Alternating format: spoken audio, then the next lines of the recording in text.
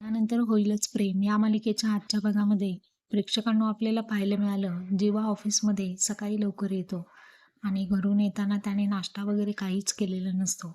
तर जीवाच्या काळजीपोटी नंदिनी ऑफिसमध्ये टिफिन घेऊन येते आणि नंदिनीच्या हातचा पुलाव खाऊन जीवा अगदी तृप्त झालेला असतो. आता जेव्हा नंदिनीला बाहेर सोडायला येतो, तेव्हा नंदिनी म्हणते, "एक मिनिट जेव्हा, तुमची आवडीची गोष्ट मी आणली." जेव्हा म्हणतो, "काय?" तर नंदिनी तिने बॅगमध्ये आणलेला बडीशोपचा डब्बा जो असतो तो काढून जीवाकडे देते आणि जीवा खूप आनंद होतो. जेव्हा म्हणतो, "अरे वाह! क्या बात है!" तर आपण पुढे पाहत आहोत की जीवा आणि नंदिनी खूप आनंदी असतात.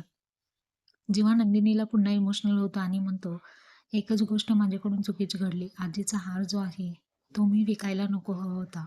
तर नंदिनी त्याला समजावून सांगते आणि नंदिनी मनातल्या मनात म्हणते, की तुमचा गेलेला मान मी पुन्हा तुम्हाला मिळवून देणारच आणि जो काही हार आहे, तो सुद्धा मी पुन्हा परत मिळवणारच, असं मनातल्या मनात ठरवून ती निघते.